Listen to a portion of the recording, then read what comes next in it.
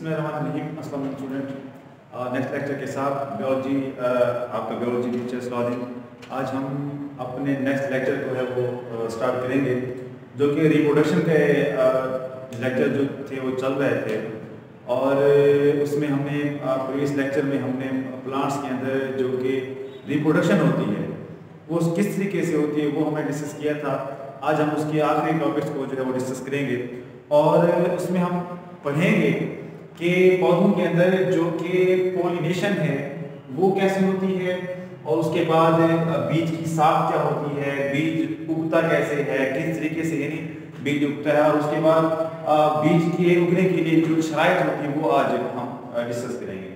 तो सबसे पहले हम बात करते हैं बेटा पोलिनेशन की, कि पोलिनेशन क्या है, ये कौन सा अमल है। ये प्रीवियस लेक्चर में मैं आपको बता चुका हूँ कि जब पौधों का जो सेक्शुअल पार्ट होता है जो कि फूल है, अब उसमें होता क्या है कि वो जो सेक्शुअल पार्ट है फूल, उसमें मैंने आपको बताया था कि फूल का एक घेरा जो होता है वो नर घेरा होता है और एक मादा घेरा होता है। उसमें क्या होता है कि जब पौधे के नर घेरे से, नर हिस्से से जब पोलन ग्रेन्स मुंतकिल होकर पौधे के मादा हिस्सा यानी उसकी ओवरी और ओव्यूल की तरफ जाता है, तो इस अमल को हम पोलिनेशन कहते हैं बेटा। तो जो पोलिनेशन है उसकी फिर वो किस तरीके से होती है, उस वजह से उसकी फिर क्या बना देगी, दो अक़साम बना देगी। उम्मीद है आपको एक पोलिनेशन वाली बात समझ आएगी। अब हम उसकी बात करते हैं कि पोलिनेशन की कितनी किस्म है। तो दरअसल बेटा पोलिनेशन की दो अक़साम है, एक होती है बेटा सेल्फ पोलिनेशन और एक होती है क्रॉस पोलिनेशन।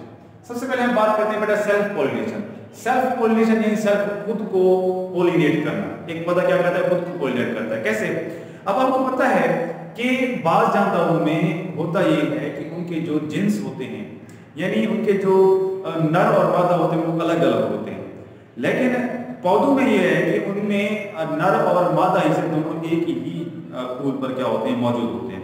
तो इस वजह से होता क्या है कि जब एक पौधे का फूल अपने आप को यानी अपने जो एंथर है वहां से पोलन अपने ही ओव्यूल की तरफ मुंतकिल कर देता है, यानी जब एक फूल खुद की पोलिनेशन करता है तो हम कहते हैं कि वो क्या कर रहा है बेटा, सेल्फ पोलिनेशन कर रहा है।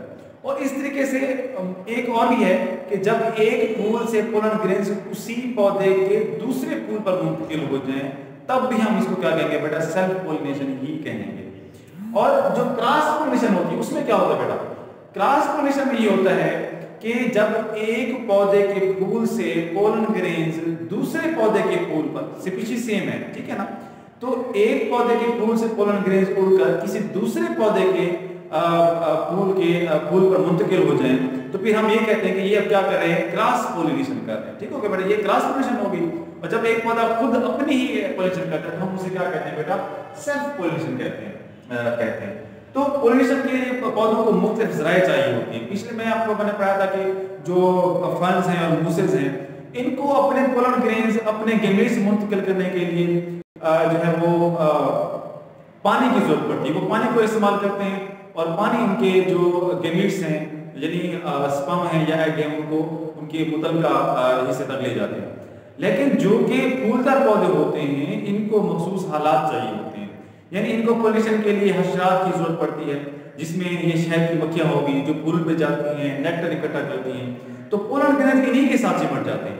फिर ये वहाँ से जब दूसरे पौधे के पर जाती हैं नेक्टर इकट्ठा करने के लिए तो पोलन ग्रेन्स वहाँ गिर जाते हैं और इस तरीके से हशरात जो है पोलिनेशन कराते हैं। बाज़ मामलात में जो हशरात के साथ एनिमल्स भी शामिल होते हैं, और उसके साथ साथ बाज़ मामलात में जो हवा है, जब हवा चलती है तो हवा के जरिए भी ये पोलिनेशन कर सकते हैं। तो पोलिनेशन के लिए मखसूस हालात चाहिए होती हैं इनको पौधों को। ठीक हो गया बेटा। उसके बाद हम आ जाते हैं अगला टॉपिक कि बीज और उसकी साख। देखिए बेटा मैंने आपको बताया था कि जब पोलिनेशन होती है तो फूल दरअसल बुनियादी शर्त है किसी फल के पकने के लिए, फल के बनने के लिए, पकने नहीं फल के बनने के लिए। अब मैंने बताया था कि जब जो एंथर है वहां से पोलन ग्रेन्स मुंतकिल हो जाते हैं किसके ऊपर, ओवरी और ओव्यूल की तरफ। तो आपने पढ़ा था कि ओवरी जो होती है वो फल में तब्दील हो जाती है और जो ओव्यूल होता है वो बीज में तब्दील होता है, और यही बीज ही है जो एक नए पौधे बनने के लिए जरूरी होते हैं। हम उसी बीज को बोते हैं और उसी बीज से एक नया पौधा बनता है। ये भी मैं बता दूं कि अल्लाह ताला ने तमाम मखलूकात को एक दूसरे की जरूरत के लिहाज से बनाया है।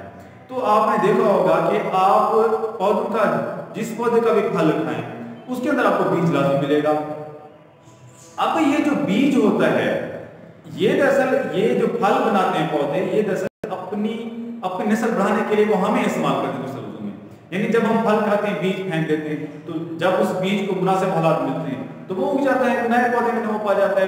तो इस लिहाज से जो फल होता है वो हम भी इस्तेमाल करते हैं, उससे पौधों का भी क्या हो रहा होता है, फायदा हो रहा है। यानी हम दोनों अपने एक दूसरे को क्या दे रहे होते हैं, फायदा दे रहे होते हैं।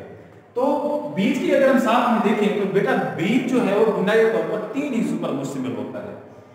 एक होता है एम्ब्रियो, दूसरा होता है एंडोस्पर्म और तीसरा होता है सीड कोट। तो बेटा एम्ब्रियो जो होता है ये बुनियादी तौर पर वो हिस्सा है, ये वो चीज है जिसने दरअसल आगे जाकर एक पूरा पौधा बनना होता है। तो एम्ब्रियो को अगर हम देखें तो एम्ब्रियो 3 हिस्सों पर मुश्तमिल होता है। इसमें एक रेडिकल होता है बेटा, ग्लोब्यूल होता है और कार्टिलेडन्स होते हैं बेटा। कार्टिलेडन्स आपने पढ़ा होगा प्रीवियस क्लासेस में कि एक होते हैं पौधे कार्टिलेडन की बिना पर पौधे की 2 किस्म होती हैं, एक होते हैं मोनोकार्ड और एक होता है डाइकार्ड। मोनोकार्ड की अगर हम बात करें तो बेटा मोनोकार्ड में वो भी जिसमें एक कार्टिलेडन हो वो मोनोकार्ड कहलाएगा। ठीक हो क्या बेटा? यानी कार्टिलेडन की बिना पर पौधे की कितनी है, 2 किस्में। उसमें हम क्या कहते हैं, मोनोकार्ड और दूसरा क्या था बेटा, डाइकार्ड। तो मोनोकार्ड में बेटा क्या होता है, एक कार्टिलेडन होता है और डाइकार्ड में बेटा क्या होते हैं, 2 कार्टिलेडन होते हैं। जैसा कि अगर आपको मैं गंदम की मिसाल दूं तो गंदम में जो होते हैं बेटा 2 कार्टिलेडन होते हैं। लेकिन अगर आप मकई का पौधा जिसे सीटा कहते हैं उसका आप एक दाना उठाएं तो आपको उसमें एक कार्टिलेडन मिलेगा जिसके अंदर क्या जखीरा होती है, खुराक जखीरा होती है। तो बेटा एम्ब्रियो जो होते हैं इन पर मुश्तमिल होता है। उसके बाद जो बीज होता है, बीज के अंदर बेटा एक हिफाजती तह होती है, यानी बीज के ऊपर एक हिफाजती तह होती है जिसे हम क्या कहते हैं, सीड कोट कहते हैं। यही सीड कोट, यही जो छिलका आपने ऐसे बीज खाया है उसके बाद छिलका होते हैं, अंदर से एम्ब्रियो निकलता है, अंदर से वो जो बीज निकलता है। तो वो जो छिलका होता है जिसे हम सीड कोट कहते हैं, यानी बीज की कवरिंग कहते हैं, यही क्या कर रहा होता है, इस एम्ब्रियो की हिफाजत कर रहा होता है, उसकी प्रोटेक्शन दे रहा होता है। और इस बीज के आगे एक नौकरी जगह पर एक सुराख होता है जिसे हम हैलम कहते हैं, जगह होती है जिसे हम हैलम कहते हैं। उसी हैलम से क्या होता है बेटा, जब हम बीज को बोते हैं तो उसी किसी हैलम के जरिए जो पानी होता है वो उस बीज के अंदर मुंतकिल होता है। और जब बीज को यानी जब उस एम्ब्रियो को पानी मिलता है, मुनासिब हालात मिलते हैं तो वो उगना शुरू हो जाता है, जर्मिनेट हो जाता है, फूटना शुरू हो जाता है। उसमें बेटा एक हिस्सा होता है माइक्रोपाइल, बीज के अंदर एक हिस्सा होता है माइक्रोपाइल होता है। ये आगे जाकर बीज की जर्मिनेशन में क्या करता है बेटा, अहम किरदार अदा करता है। और तीसरा जो इसमें एक है बेटा वो है एंडोस्पर्म टिश्यू। ये जो एंडोस्पर्म टिश्यू था, जब हमने प्रीवियस लेक्चर में पढ़ा था, जब ये पौधे रिप्रोडक्शन कर रहे होते हैं उस दौरान एंडोस्पर्म टिश्यू बनता है। इस एंडोस्पर्म टिश्यू का काम क्या होता है, ये जब ये एम्ब्रियो बन रहा होता है, सीडलिंग जब एक नया पौधा बन रहा होता है तो यही एंडोस्पर्म उसको क्या फराहम करता है बेटा, ग़िज़ा फराहम करता है। ठीक हो गया बेटा? ये तो थी एक क्या, बीज की साख। उसके बाद हम आते हैं बीज का उगना, जिसे हम कहते हैं बीज की जर्मिनेशन। बीज उगता कैसे है, किन तरीकों से उगता है? तो बेटा बीज का उगना, बीज की जर्मिनेशन दरअसल 2 मुख्तलिफ तरीकों से होती है। बीज जब उगता है तो बेटा बीज को उगने के लिए मुनासिब हालात चाहिए होते हैं। सबसे पहले उसका सीड कोट जो होता है वो फटता है, सीड कोट में से फिर जो है वो अगली रिप्रोडक्शन स्टार्ट होती है। बीज के उगने के लिहाज से बीज को हम बुनियादी तौर पर 2 अक़साम में तक़सीम करते हैं। तो कौन सी तरह बेटा, एक है इपीजियल जर्मिनेशन, जर्मिनेशन का मतलब होता है बीज का फूटना या बीज से नए पौधे का निकलना, और एक होता है हाइपोजियल जर्मिनेशन। अब बेटा इपीजियल जर्मिनेशन में क्या होता है, इपीजियल जर्मिनेशन में होता ये है कि बेटा एक हाइपोकाटाइल होता है, ये वाली जगह जिसको हम हाइपोकाटाइल कहते हैं, और हाइपोकाटाइल के ऊपर ये क्या होता है बेटा, कार्टिलेडन होता है।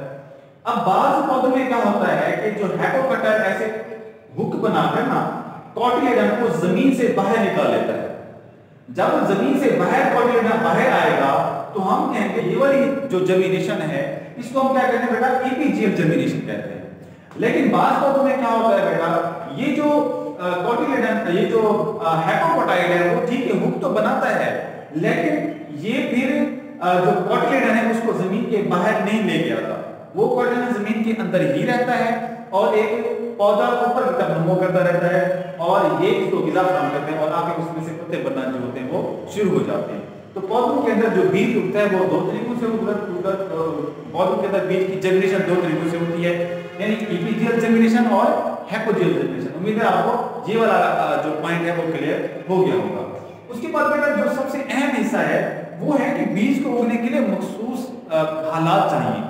अगर बीज को वो हालात में से नहीं आते तो वो इनएक्टिव रहता है, यानी उसे हम कहते हैं डोरमेंट हो जाना, इनएक्टिव हो जाना, सो जाना, जब बीज को ये वाले हालात में से नहीं होते। बीज को उगने के लिए बेटा जो बुनियादी शर्त वो 3 है, यानी बीज को पानी चाहिए उगने के लिए, ऑक्सीजन चाहिए उगने के लिए, और उसके बाद बीज को मुनासिब दर्जा हरारत चाहिए। अगर बीज को मुनासिब दर्जा हरारत नहीं मिलता तो भी बीज, यानी ये 3 शराइत हैं, अगर बीज को ये 3 चीजें मिल जाएं तो बीज जो है वो फूट जाएगा और उग जाएगा। आपने देखा होगा अक्सर होगा छतों पर पक्की जो दीवारें होती हैं उनके ऊपर जहाँ पर कभी कोई पानी का हौज वगैरह टंकी होती है तो वहां पर भी कोई पौधा उगा हुआ होता है, तो वो कैसे उग जाता है? वो दरअसल उसे जब मुनासिब हालात मिलते हैं तो वो भी वहीं पर क्या हो जाता है, उग जाता है। तो पानी चाहिए, ऑक्सीजन की मिकदार चाहिए, उसकी मुनासिब दर्जा चाहिए, तो पौधा जो होता है वो आसानी से वहां पे जर्मिनेट कर जाता है, बीज जर्मिनेट कर जाता है, उग जाता है। तो उम्मीद करता हूं यार ये जो पौधों के अंदर जो रिप्रोडक्शन का तरीकाकार होगा वो क्लियर हो गया होगा। नेक्स्ट जो हमारा लेक्चर होगा उसमें हम पौधों जो एनिमल्स हैं, जानवर हैं, उनके अंदर रिप्रोडक्शन के तरीकेकार को डिस्कस करेंगे। उसमें से कोई कंफ्यूजन हो तो आप मुझसे कमेंट में पूछ सकते हैं, और अगर आप न्यू हैं और न्यू मेरे इस लेक्चर को सुन रहे हैं तो काइंडली मेरे चैनल को सब्सक्राइब कर दें। शुक्रिया।